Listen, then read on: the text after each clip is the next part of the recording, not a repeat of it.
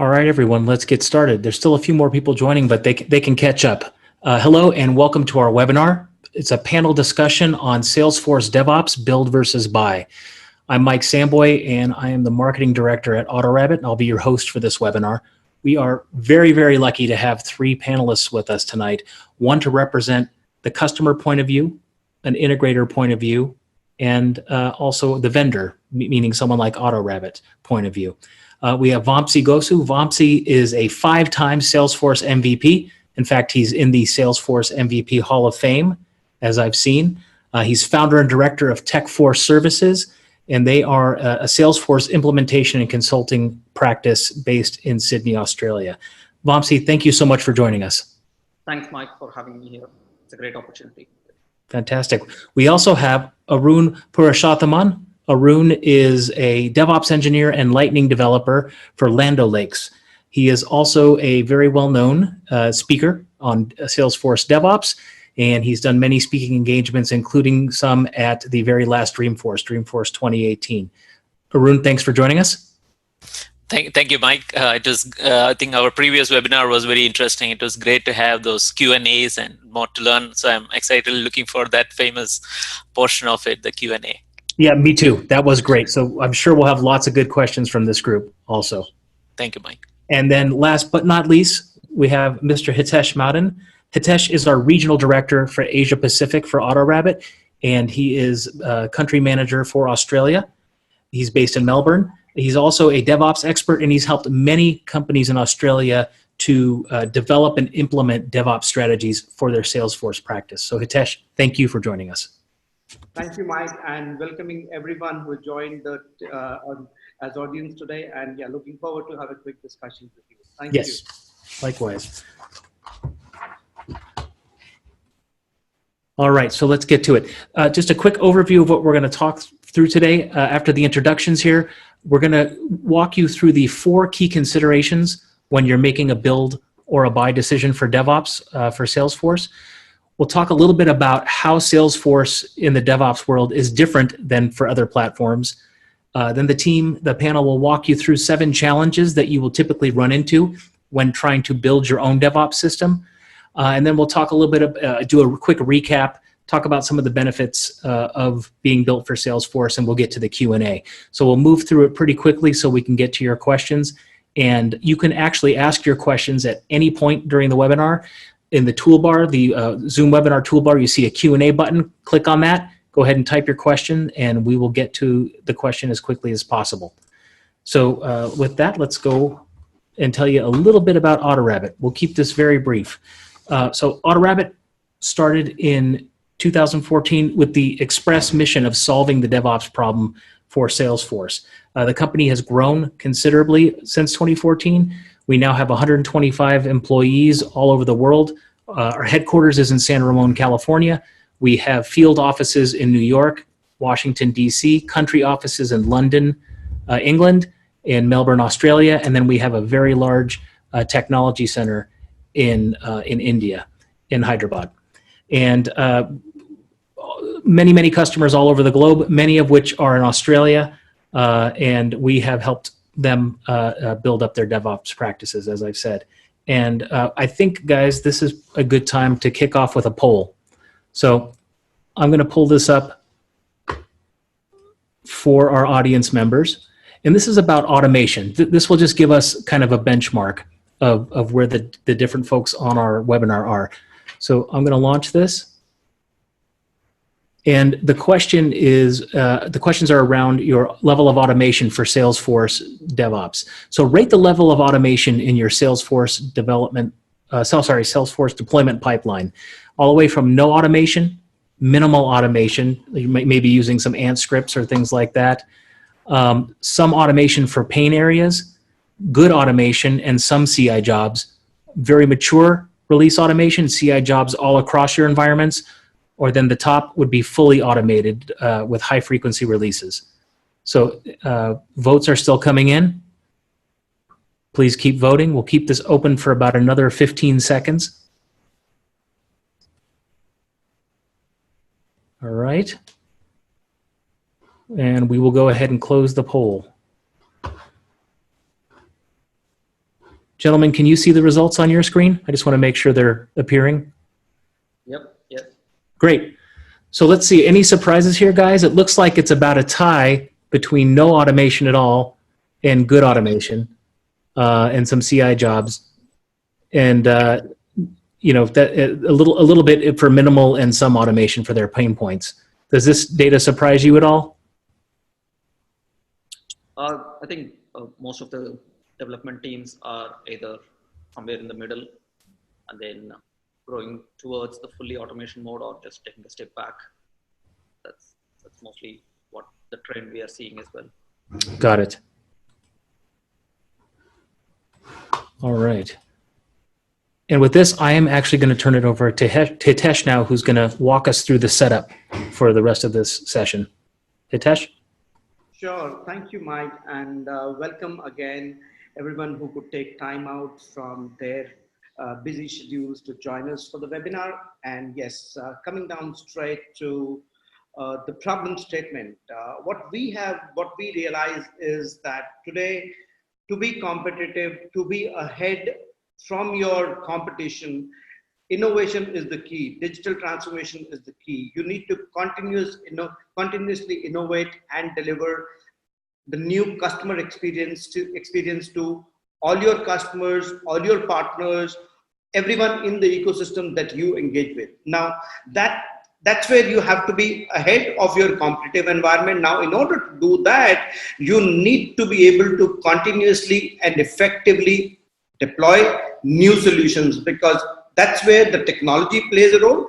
Now, there are three things that we can look at on the technology side. One is looking at off-the-shelf products, which are kind of a point-click solutions, which at times give you an advantage, but is it good enough? Maybe, that gives you a competitive edge.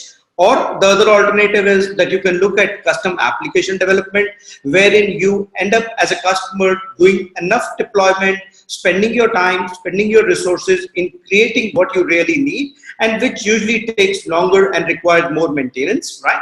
And third environment is typical Salesforce environment, which we all love, I'm sure, right? That's where it's a platform which is significantly built in with the functionalities, and it comes with an amazing aspect of flexibility to customize, the ease of use that we all are looking at. And that's where I believe the real problem statement lies, in terms of how do we continually innovate and which way to go, whether we build or we buy. So today's topic of discussion would be around that, and that's where we'll have Vamsi and Arun speaking their thoughts as well. And maybe with this, I'll rather, maybe Mike, can I request to move to the next slide? I'll invite, Vamsi to, give us his considerations, or give considerations around build versus buy. On what are the factors, Vamsi, which are actually, which you have experienced while customers are building or buying in their environments? Yeah, sure. That's a good lead into the slide. So this is not a new problem that IT teams are facing, right? It's a classic age-old problem of buying versus building something on your own, and especially in the large enterprise, where they have the teams and skills available.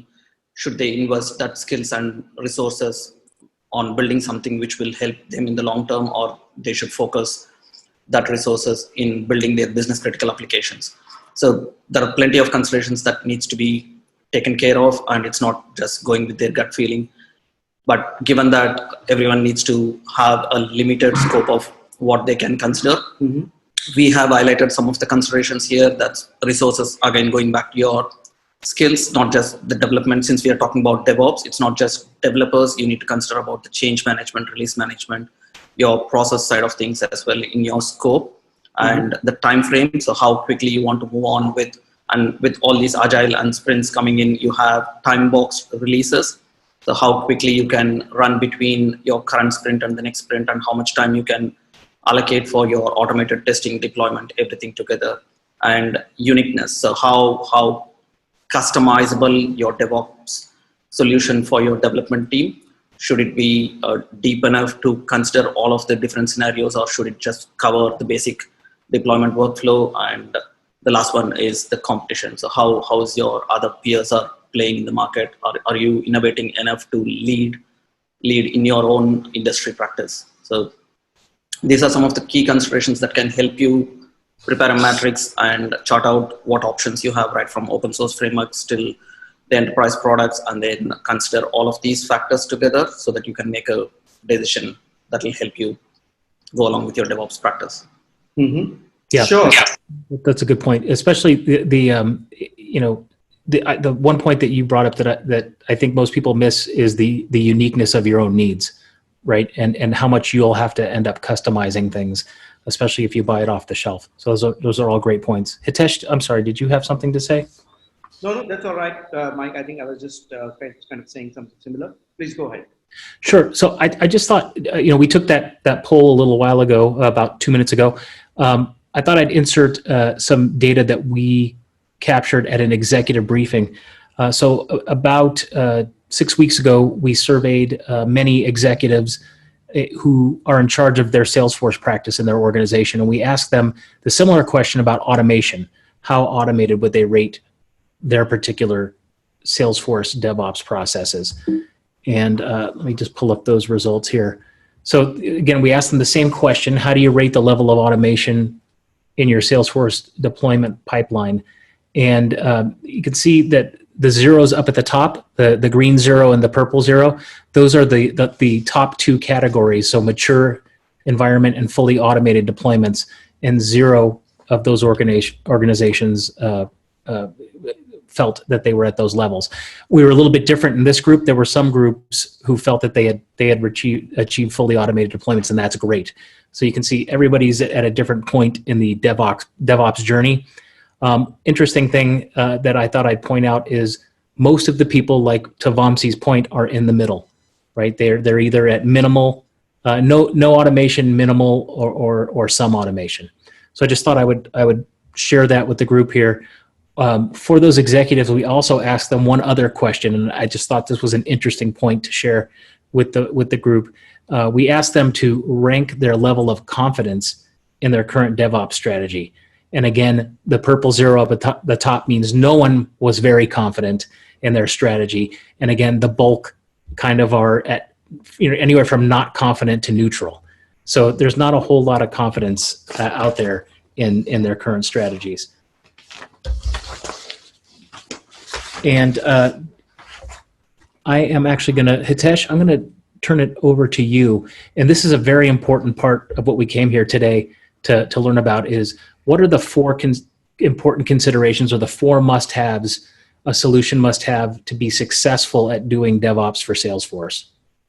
Yeah, thanks, Mike. Again, passing it back to me. I think that's something which is closest to my heart, because what I believe is, or basis rather, my experience thus far working in the Salesforce ecosystem, essentially around DevOps space, right? There are 4 key DevOps components which are extremely important for any solution to deliver. One is, to my mind, it should understand data as well as metadata, and somewhere it should be able to preserve the dependencies which are there. That's something which is, to my mind, is extremely important.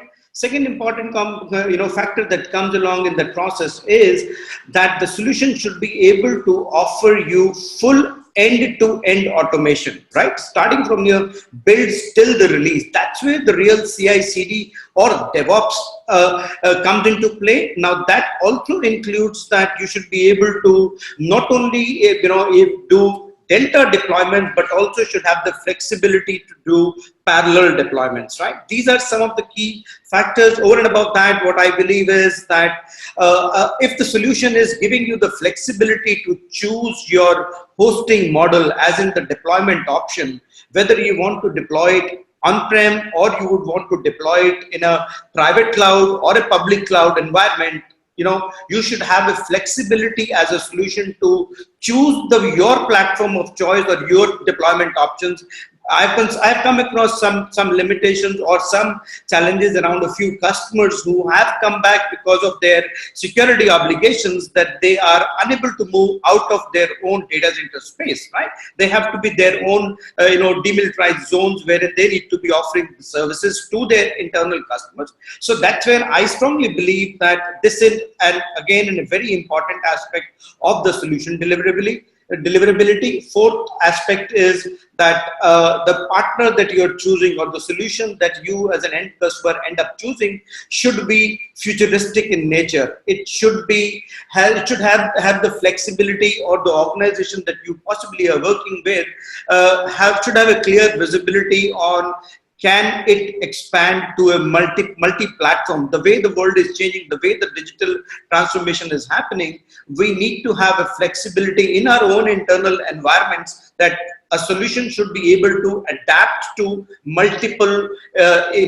multiple systems, multiple solutions, multiple infrastructure, multiple environments that we would have. So I believe these are the four critical factors which any organization should consider while they are trying to identify their Salesforce DevOps partner. Yep, that makes a lot of sense. So moving on to the next slide. Yeah, in fact, that actually brings me to possibly ask Vamsi on his expertise or his experience as a consulting partner. Vamsi, you've been engaging with quite a few customers in the Australian geography, particularly. Have you come across some customers who have been using maybe an open source platform and they're trying to look at point-click products as in their environment? So what's your experience around that? If you could shed some light on that. Even before I started the consulting practice, I was a developer.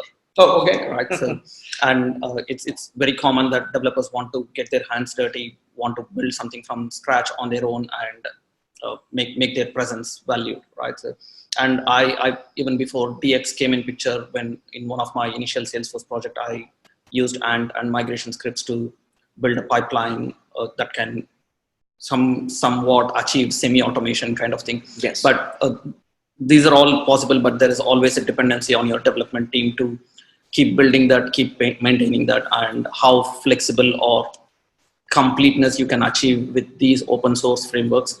There's always a limitation. And is it the right set of tools for your Salesforce platform? I would say probably not, because they are meant for open web applications or in-house applications. That's been the traditional before the cloud set of frameworks came in. Mm-hmm. And making those tools capable enough to build a fully automated release management for a cloud platform like Salesforce is going to be tough, it's going to be hard, and it's not just the initial effort that you put in, but it's the long-term involvement of your development team and the maintenance that you need to consider in that. So given that, there is always the other side of the coin, which is your out-of-the-box products that can be similar to Salesforce, which can be extended or customized enough to adapt to your cloud platform. So that's where this buy versus build leads us into open source versus products that's available specific for your cloud platforms like Salesforce. Mm-hmm. So any of the challenges that you had seen, which those teams might have been struggling in their Salesforce environment while they're building on, despite spending good number of years in terms of building, right? What could be those challenges which you think could be relevant, or if you would want to maybe just throw one or two examples. A couple of things which you presented in your previous slide is the metadata awareness and the continuous involvement of the product in deployments and rollbacks. So metadata awareness is Salesforce is evolving ever, right? So the number of releases they have, the number of metadata components that are being introduced. So whatever you build today, if you keep in sync with Salesforce, that's an ongoing effort from your development team along with your regular development activities. But if it's a product like AutoRabbit or any other tools that can manage that, which can seamlessly take that effort from your development team, which can do all the automated deployments, rollbacks, especially with the rollbacks when you're on a critical timeline, and if your production is not what's expected when it goes live, and if you want to move back to the previous state, how quickly you can do that. So that's where products like these come in handy. Lovely. Thanks for that, Vamsi. I think that was a good insight. But yeah, again, to further strengthen what you actually said, we have today Arun, who has been doing this hands-on and incidentally has similar experience around working on an open source platform. And then he went through a complete evaluation journey to identify what could be the right product set that could meet their needs. And that's where maybe if Arun, I can take the liberty to invite you and maybe share something on your experiences on what went through when you started evaluating, how did it go, what are the learnings that you had. Maybe the floor is open for you to share whatever you can share with us tonight. Sure. Yeah. Thanks, Hitesh. For us, it's been almost 3 years to this journey on DevOps. So I will try to summarize that in 3 to 5 minutes, if I can. So I'm Arun Purushothaman. As Vamsi was saying, I also had more development background at the same time, a little bit on the operations to understand their pain points. So when we have started our journey, I was a DevOps engineer, and I was not only looking at Salesforce, but other clouds as well, other cloud services and technologies. That was Azure services and other aspects.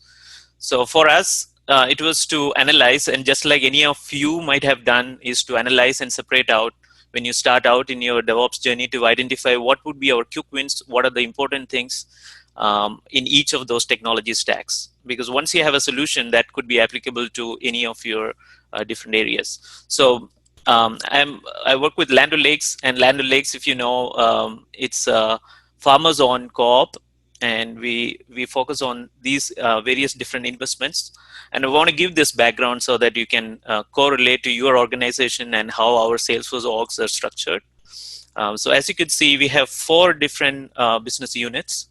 One is focused on agriculture, which is Winfield, and Purina is focused on animal feed, and Land O'Lakes Dairy is on dairy products, which you might have seen, milk and butter, and sustainability to make sure that farmers have a sustained business. So if you could step into the next slide. So as I mentioned, for this 4 different business units and for identity management, if you could step through, we have 4 different Salesforce orgs. So these are active orgs, and if it is the second one, Purina, may be a little more active with multiple full sandboxes, etc. So it's a combination, as any traditional Salesforce orgs, you have a combination of developers to business admins, as well as other administrators involved and business admins. So this was one of our typical release cycle looked like, and we had a dev QA, which was partial, and a full sandbox and production. And we were completely agile, as Land O'Lakes is more focused on innovation and technology. We wanted to bring any of our quick ideas quickly to the market and quickly to the customer. So we had 2 weeks release cycle, and this was consistently followed across the year. And when we analyzed, and then our analysis was more of, if you could step into the next slide, we've seen that the issues compared to compared to data, and those we saw that we are spending a lot of time on release management, which is not only just getting things promoted consistently, but also to make sure that there is coordination, there is enough validation. So when a support team is pushing the changes, which was mostly offshore, they were not validating all other development changes or development projects going on. At the same time, there was some unexpected changes coming from business admins on the QA environment or the full sandbox, and it was unexpectedly going to production. And then I was running a weekly release management meeting, and these were kind of the common complaints coming up. And at that point, we wanted to, it was since the amount of time spent on release management and backup was another concern. Whenever we have a situation, we didn't have an option to back up. So these are the 2 items we primarily wanted to address on Salesforce DevOps. And as Vamsi said again, we had our fine development team, and some of our technologies like Oracle Fusion middleware were using Jenkins. So we quickly jumped into Jenkins, which was open source, and we have tried putting together a demo. So we were able to do the Salesforce demo using Jenkins as an open source platform. But then soon after that, as you know, it's a combination of technical people who are like so familiar with any of the interfaces like Jenkins, and then we had business admins or those people whom we wanted to participate as DevOps. As you know, the DevOps is not just the technology, right? It is process or it's the philosophy, and we want everybody to participate so that we can share. But then the challenge was with the user interface, the training it takes for the adoption to happen. It was not happening as we wanted. So that is the point when we also realized as soon as there is an issue, we need to pull those developers back into fixing our DevOps tools or maintaining Jenkins and any of the automated scripts, or it was not able to manage Lightning. Any of those, we wanted to have them fixed, but we didn't have too much of a resource strength at that time. We hardly had like around 3 to 5 developers, and we couldn't bring them out of the business projects because business projects was a priority. And the question is between business and the IT development to have this process. So we were really struggling and we couldn't do it. And that was when the time we decided, when we looked at AutoRabbit was a tool we found. And that was one of the reason we considered AutoRabbit was it was more focused only on Salesforce. And our expectation was, since it was fully focused on one tool, it will eventually evolve and we'll get more more features enabled as the year grown. So that was how our journey went on. Thanks, Arun. Thanks for sharing that with us. Very good information directly from a customer. Let's talk about some of the things that we advertised for this webinar. For the folks that are online with us, we want to talk about the 7 challenges that are usually encountered when trying to build a DevOps solution in-house. And I'm going to rely on you, the panel, to share your expertise on these. And let's start off with challenge number 1, functionality gaps. Vamsi, in your experience, I know you've dealt with many customers helping them. Can you shed some light for us on what functionality gaps people run into? Yeah, this is where it gets interesting. So, like I mentioned before, having the right resources is the critical part. But even if you have them, if you build something on your own or you choose the product, if it's not meeting the expectations of your development team down the line, and if your tool sets is drifting you away from your core practice, that's where the gaps are, right? So you get something or you build something for a specific purpose, but if it's not doing its real job or if it's not meeting the expectations, then you're in trouble again. So if especially with the cloud platforms and rapid application developments happening these days, you need to make sure that whatever path you take, it closes that gap, not creating additional burden to your team. So some of the gaps that could be in the deployment phase, people are doing change sets, right? So if you're bringing in an additional framework or tool sets, that should help you improve your deployment time compared to change sets. It should not be giving the same effort again. So this is one critical thing that I see. If people are spending 4 hours a day in deployment with change sets and having these frameworks in place, and if they are still spending 4 hours, that's wrong, right? So that's where you need to make sure that you close all the points that currently you are having issues with the tool that you're building or bringing in from an external team. That makes a lot of sense. And I guess you said this, touched on it a little bit, but also as Salesforce, since you mentioned it is an evolving platform, if you build something, it's likely that as Salesforce evolves, more functionality gaps will appear that you need to address. Yes, so that's the metadata awareness that we slightly touched on before. And with all these additional features and products that's coming into the Salesforce platform, which is again evolving at a rapid pace, you need to make sure that whatever tools that you have supporting your development and deployment is aligned with that evolving release management. Yep, that makes sense. Thank you. So that brings us to challenge number 2, efficiency of use. Can you continue on and speak a little bit of that? Yep. So this again we slightly touched upon before with the development teams being involved throughout the DevOps cycle. So if it's not helping your development team to improvise their day-to-day activities, then that efficiency is being lost there.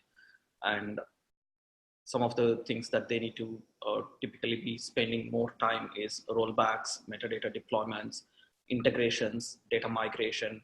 And if you can have a single product that can support all of these, which can take out that manual effort from your development team, that increases your team's productivity and efficiency.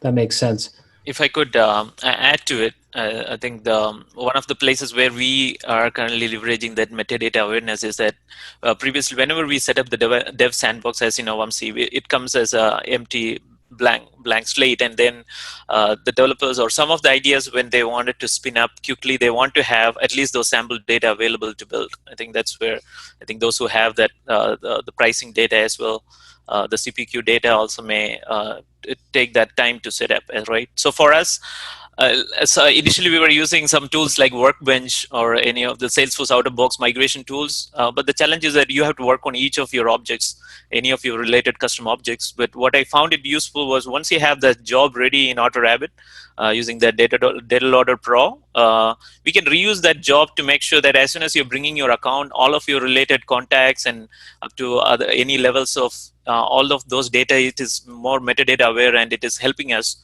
to quickly have the dev sandbox ready to go.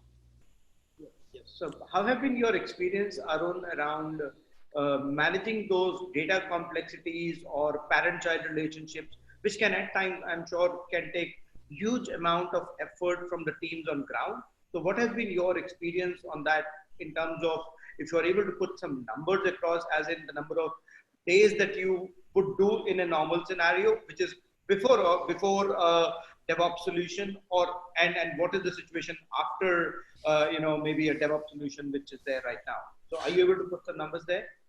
It may be difficult to say. I would say at least there is a 30% or more improvement. It is simplifying it, right? Like, and most of these things, Hitesh, when we talk about it, is not just the tool is the last part of it.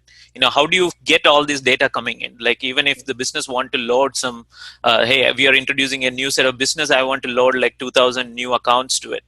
Right, so the type of information comes in, it doesn't have all the required data, and then working through that, and the final step is once you have everything ready to load, or when you have it in another system. So this is a situation where you have it in another environment, and then we are bringing it to one of our environments. So if once you have those information, what the tool help is now, it is a one-click job, and then we are reaping on that that usage and efficiency over a period of time. Because once you have the job, then it is easy, and the team feels that once I provide this structure, then it is easy to make it happen. Sure, makes sense. Yeah. Yeah, and I think the key takeaway from this challenge is people should realize the end-to-end points that's involved. It's not just the deployment side of things, it's development, source control integration, your application lifecycle management, ALM integration, how your project's user stories are coming into the development phase, and how that gets into your testing, and how the testers or unit testing or system testing can rely on data to be pulled in from other sources into Salesforce. Your end-to-end. Vamsik, could you speak up a little more?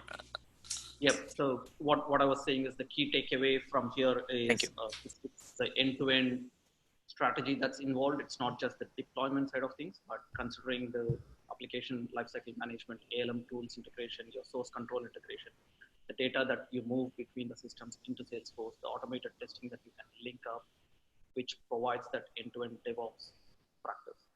So that's where the build was by that discussion that we are having should lead us into the future challenges as well, where we can have that key considerations in place. So sounds good. Mike, can you just move to the next slide? Let's talk about the challenge 3 now. Again, I would rather request Arun and Vamsi to share their thoughts on time to use as well. Arun as a customer, Vamsi as a partner.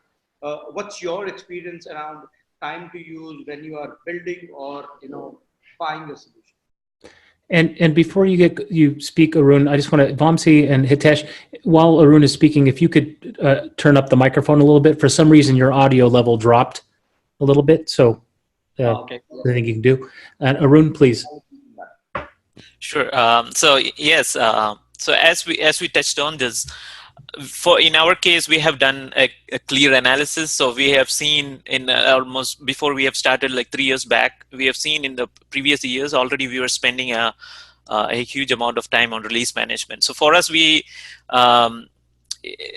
is very normal, or being in a full agile state, we couldn't wait, because we at the same time we have tried, right? We have tried the alternatives, and then we wanted to move faster. So for us, the whole idea was we want to have a platform. And as I said, I was an advocate on the whole DevOps on different stacks. And I was the first one, I remember, on the first meeting on DevOps itself, I called out that I want to have one single platform to do everything. It is a wish, because it would have been easy to manage. In every places, we wanted to make sure that there is consolidation. Like as soon as you search for one running app, then there is like almost hundreds of apps, but we want to consolidate everything into one place, which is not available, unfortunately, or it is not efficient. At the same time, if you focus on one thing, you'll become an expert. And then we identified that VSTS or Azure DevOps was our platform on the Azure side, and then Salesforce had AutoRabbit. So we realized that quickly, and again, this was a quicker decision, and it worked out for us. And to Vamsi, as you stated, it's not just that one tool, right? Like for us, the benefits were, as soon as the Lightning came out, the Lightning was included in AutoRabbit. The ALM, Azure DevOps, was integrated with AutoRabbit. And I believe in the coming releases, they're also planning to integrate with ServiceNow. So all of those integration, if we were to custom define it and make use of it, and all of these were useful for us, we were leveraging those as well. So those were the things we benefited, and we definitely couldn't wait. Yep, that's good. That's good. And since we are working on the partner side with customers, like everyone wants to develop and deliver their projects right now. And so most of the customers' timelines are like, we need the project go live happening quickly. Yesterday, right? I want this thing done yesterday. That's where automating most of these manual steps will help us deliver that project at the right time. And Vamsi, I think that's an excellent segue into challenge number 4, which is distraction from your main business. So, and please, gentlemen, comment on this. But I believe, tacking onto what Vamsi was saying there, is if you have to wait a long time for something to be up and running, that means you're putting a long time of development work into it, which could be a distraction from what your day job is, so to speak. Any thoughts on that? Yep, I think Hitesh is getting ready to answer. Nice. Absolutely. I think this is something which is, again, I would be happy to take, because at the end of the day, I would say, as time to deliver is important to any of the customers, what that eventually leads to is the team focusing on their core competencies, right? Now, me as a developer, my core competency is to develop, not to know more about the DevOps part of the business, right? So that's where, perhaps to my mind, if there is a ready-made solution available, that comes straight to my advantage, because I can focus more on my competencies, which is development. And not only me, there is an associated staff around that. As a developer, I actually have to pass it to maybe a QA guy, or maybe a BA, or maybe a functional consultant, or a release manager. So basically, since it's a domino effect that we have in the DevOps cycle, we are able to make sure that entire team is focused on the delivery and their core competency, which becomes the most important takeaway from a build or a buy environment. Besides some of the benefits which we have already touched on, it simply does not distract a developer or a technical consultant from what they need to be doing, right? That's the clear message that we have. In fact, that takes me actually to the next point, wherein, rather I would again ask Vamsi and Arun, in terms of technical debt, right? When you're trying to create your own solution, right? Do you end up actually adding on to technical debt, if I can call so? Yeah, so this is where my developer experience comes in. And usually when you get thrown into a project someone else delivered or developed, you realize how much technical debt you are dealing with, right? So if you're applying the same principles on DevOps, if you're building something for your team, then you need to consider what's required now and also the future side of things, rather than just delivering something what's immediately required, right? So if quickly in a couple of months or 6 months time, if you look back, you will realize what situation you are into. So it's having that futuristic consideration both in development and also DevOps. Like I said, it's not just deployment alone or development alone. It's considering all of the factors involved in the SDLC that you need to go through along with your team. So anytime if you look back in future, you should be proud of what you have done in the DevOps space. So that's where the technical debt factor needs to be considered upfront, not something that you will feel bad in future. I think it's almost like if you ask Google, they would say that it is Google, right? Like if Google cannot do the search, nobody can do the search. So if you ask Google that is it possible, they would say that yes, it is possible. But the cost matters is instead of how much you customize. In terms of how much you customize, that's where the cost gets affected. So to add to it, in the previous slide and this slide, I think it is more important for us that in our company we had a clear separation of IT team and business teams, and like any other companies, we are focused more on the results. So end of the day, how much of our IT process you have, whether it is change management taking a lot of time, or the release management or the project management, these are IT processes which are not really reflecting to that final business results. So for the business team, it is frustrating that whatever is taking more time, and then when we analyze if it is the IT process which is delaying, and we are not able to use, as Hitesh said, if we are not able to use that competencies to make that happen, that's a big gap. And Arun, I think that brings us to the next challenge number 6, which is cost. And Hitesh, could you and Vamsi elaborate a little bit on the cost challenges that you typically run into? Well, I can go on and on the cost challenge, but yeah, I'll choose to, maybe leave it with Vamsi first to give his thoughts as a consultant, while he's been talking to many organizations who've been discussing with, with them on their DevOps journey, starting from maybe the government organization that they have worked with or some of the enterprise customers. So it might be a good idea for us to hear from him as Tech for Services. What is it that, their experience has been essentially around the cost side in terms in building or buying kind of environments. Yep. And when we highlighted the 4 key considerations, initially we excluded cost in that consciously, just because people need to realize the end-to-end critical factors that they need to consider even before getting into choosing the right platform. And the cost is not just the licensing cost that you pay for the product, it's the total cost, including the resources that you build, your skill sets that you're trying to have, your external factors, right from your business involvement, the time that your key stakeholders are putting in the DevOps practice against the core business applications. So there are a lot of factors. The cost is not just the licensing part, it's a whole strategy on its own. And it's not just month on month or first year, it's your long-term strategy as well, and how it can help your, especially with agile and sprints coming in, how quickly you can deliver.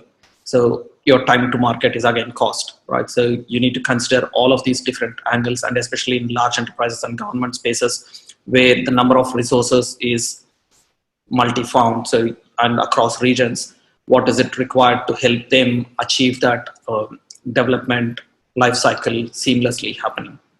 And yeah, just to add on to that, Vamsi, some of the customers which we have worked across globally, right? Despite they spending too much of time, energy, money on building their own solution, as what Arun also mentioned, there has been gaps in terms of achieving the true DevOps, right? Yep. So, which is where I think I would say that a customer need to take cognizance of that fact, that on the surface it might look so easy and attractive to go ahead and build your own tool set because of the freebies available or the open source products, which are quite stable, I must say that, right? And try and build your own setup. But when you get into it, it's like, the analogy is maybe whether I give it to a contractor to construct my house or I start doing everything, on my own, right? So the simple choice in that situation is I go to a contractor and tell him, hey, look, give me the house, give me by this date. That's kind of my time to market in a personal situation is what I would relate. I have seen organizations, spending millions of dollars in building the platform. It would be wrong on my part to say they have not succeeded. They have largely succeeded after spending so much of money. But the important aspect there comes is, are there still some gaps? The answer is yes. They consistently keep on investing. They consistently keep on, adding more money to it, which becomes a real difficult part. And that's what my, humble submission would be when we are talking about cost. The other, in fact, important factor that comes in is, Mike, if I can request you to move to the next slide, is maintaining it. Yep. So some of the factors we touched upon is the functional gaps and efficiency of use. And now that the cost and maintenance are also coming in, it's these challenges together. That's what you need to, and the considerations that we presented before. So having those considerations and the solutions to these challenges in place in a matrix format, which can give you that overall perspective of where your current DevOps strategy is and where it should be. That should help you make the right choice. And maintenance is, again, you need to have the skilled resources who's building that framework now or supporting that platform or partner that you're choosing to be there throughout the project, right? So if you can take that out of the equation and then build that capability internally, which the product can take on its own, and with minimal support and maintenance, it can be achieved. That's a big win for the team. I think I would relate this to, it's almost say for example, even though initially we are excited about DevOps, but finally, if you think about it, once you have a DevOps tool, it is a new technology tool or in your organization now. That means that you have to work through the different adoption. You need to make sure that it's easy for everybody to use. So if you could relate to any of your Salesforce Lightning development or Salesforce Visualforce page development, it is not just a tool that people in different levels of technology understanding, they need to be able to use it with ease. That means you're working on user experience. All of these aspects, that means it is a time-taking process. So consider it also as a tool. And one other factor I want to touch on is the cost when it comes to, once again, if I go back to when I have the release management meeting every week about Salesforce, when the business teams and the IT teams all collaborate, it is a lot of frustration to see that, say, for example, an unexpected page layout assignment went through. So many of you are working with Salesforce. If you step out of the technology realm of things and look more at the business or the functional side of it, we are struggling to get the adoption with all our sales representatives. Say, for example, we had like 500 sales representatives for one of the business unit. And if we are already struggling with an adoption, and then one day as they're working through it, one of the page layout assignments is wrong. They came to Salesforce and they are not able to do what they want to do as a sales reps. We want our sales reps to spend more time with our customers and make that growth happen. So wherein because of these different gaps, or unexpectedly somebody is making a silly change in the full sandbox, or somebody is not following a single process, that is still a challenge even outside or without even having a tool. So all of these are also cost in my mind, that frustration you build across the team and across that collaboration is not happening, and that's creating more friction. That's, in my eyes, that's another set of cost. Sure, Arun. Thanks so much for your insights there. Yeah, Mike, can you please move on to the next point? Yeah, so again, now that gets me to an important question. Now, is there a fourth option? The three options that we discussed in the beginning was off-the-shelf software. Okay, it gets you somewhere. Customer app development, again, it gets you somewhere, but with a lot of time and resources. Hybrid solution, yes, that's again choice, because that's where I have the flexibility to do something that I want to do, and it's a low cost of maintenance, right? But what is important is, Mike, can I request you to move to next slide, please? How do we look at a purpose-built solution for Salesforce, right? That's where perhaps, we need to be looking at, how an out-of-the-box Salesforce purpose-built solution can help you mitigate all the challenges which possibly Arun shared, Vamsi shared as a partner, or we just spoke about. You eliminate the need of customization to a large extent and give it into the hands of an expert who is expected to be up to speed with each and every Salesforce release, right? Because as an example, Arun just mentioned lightning components, changes happen, right? Now that's what is in alignment with Salesforce releases. If there's a change happening there, how soon would you want to bring the change into your environment? That's where maybe a ready-made solution or a point-click solution would be really handy, because that would keep you agile, keep you nimble, keep you going, and most importantly, your business would stay ahead of the competition, which is your core competency as business owners, right? Absolutely right. And Hitesh, guys, we are coming up on the 10-minute mark, and we have some fantastic questions rolling in. Some of them are very detailed questions from our audience.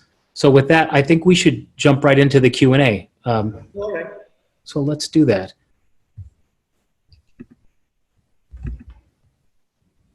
All right. So, and by the way, keep asking the questions, folks in the audience, if you have more. So I'm going to read these out to you. One question, you mentioned Delta deployment. In order to make a Delta deployment effective, I believe it's not necessarily about the number of components you're trying to deploy, but about running test classes. In many organizations, running all test classes takes hours. How does AutoRabbit deal with running specified test classes in Delta deployment context? And does that question make sense to you guys? Yeah, if I could take that, yes. Even for me, it's a common problem. So just like as Salesforce, as you know, either you have this within Salesforce itself, the support is that you can specify for your specific delta of changes, you can make that changes. But in AutoRabbit, the option you have is it can automatically identify based on your delta of changes. It can identify the test classes based on your change. So that reduces that time of running that heavy load of test classes. At the same time, you also have the option to specify some of the defaults. If, say, for example, if some common deployments, you also have the option to set your default so that you don't have to worry about specifying the test class on every CI deployment. Thanks, Arun. Diego asks us a question. How does AutoRabbit deal with destructive deployments, i.e. deleting profiles, queues, custom object fields, etc.? So that's... our customer answer, or do we answer? Maybe Arun, we'll leave it with you to answer. That would be the best way. Perhaps, the audience would also get confidence on how we address it. Sure. So once again, this is also a combination of process and how you operate it. Obviously, destructive changes are not straightforward. So what is not straightforward is that, like, accidentally, if you're making a API name change during your destructive change, or if you're not following the order of your destructive change. So the benefit I saw with AutoRabbit was once again, you make the change only once, even though it is a destructive change.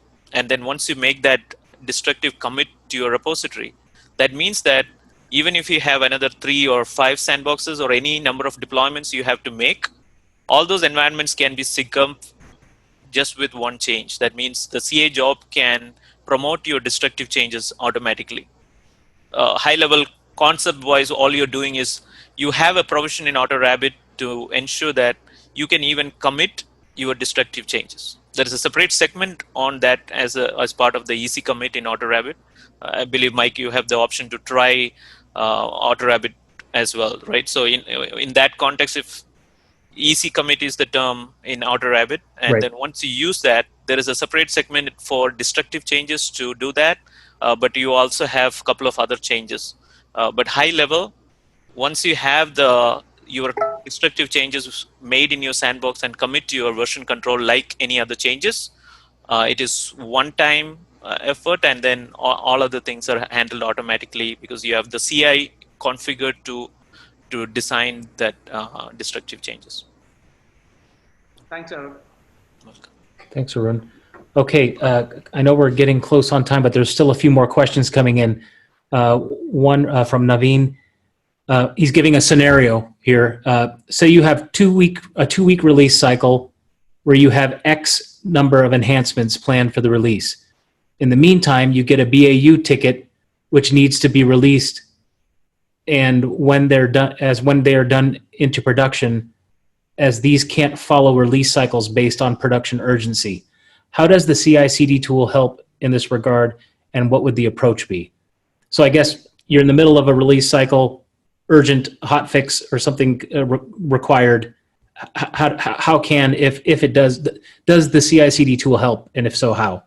This is very common issue, right? So there's always that last minute change. Everyone wants to get into production, and it doesn't align with your regular releases.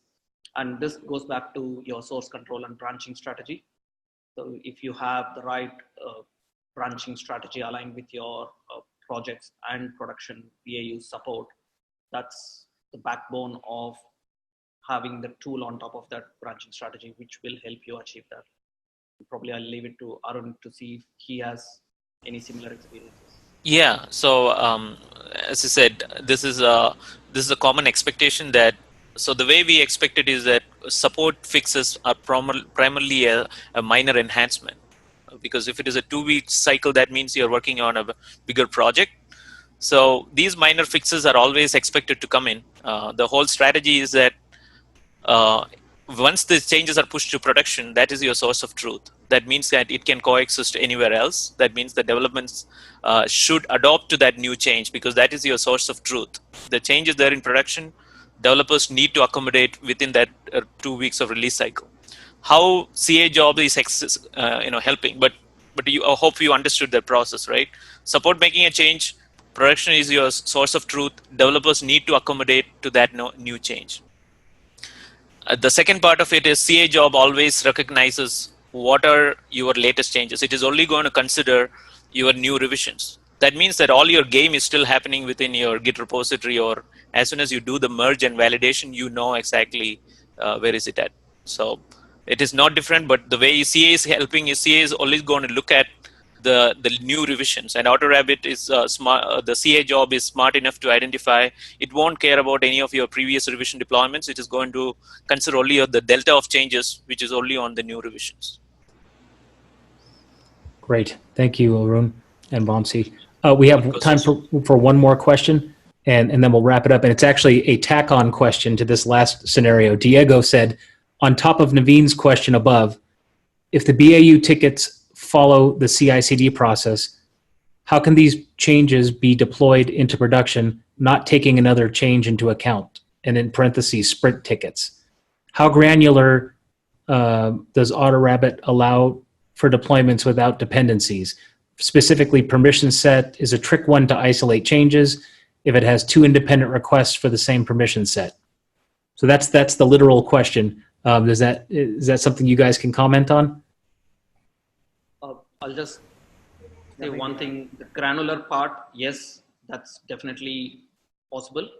But with respect to probably the permission sets and other things, I can ask Hitesh. Yeah, maybe yes, we do take care of profiles and permission set to a large extent. But yeah, again, I would ask Arun or request him to share his experience in next 1 minute, possibly, since we are nearly running against time. But Sure. yeah, Arun, if you could just quickly sum it up with your experience on permission sets and profile deployments as well. So I definitely had issues with permission set and profiles. That is same problem with Salesforce change set. The problem is because the Salesforce API doesn't support, whenever you remove a permission set, the Salesforce API currently doesn't support bringing that information over change set as well. So same way I had challenges with permission set. So many times we handle that manually. But in our environment, permission changes, adding new ones are common, but adjusting or removing was not that common.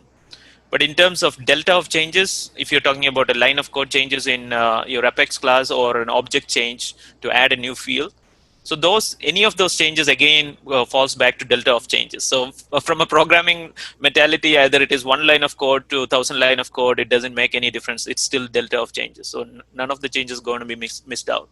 Either you're adding a new pick list value to any other changes. Thanks, Arun. It just points me to just making one more statement. See, I'm sure it's going to be beneficial for the audience. See, we as AutoRabbit again, or maybe any other platform most likely, would also align with the open Salesforce APIs. If there are APIs which are open, we would be able to support that.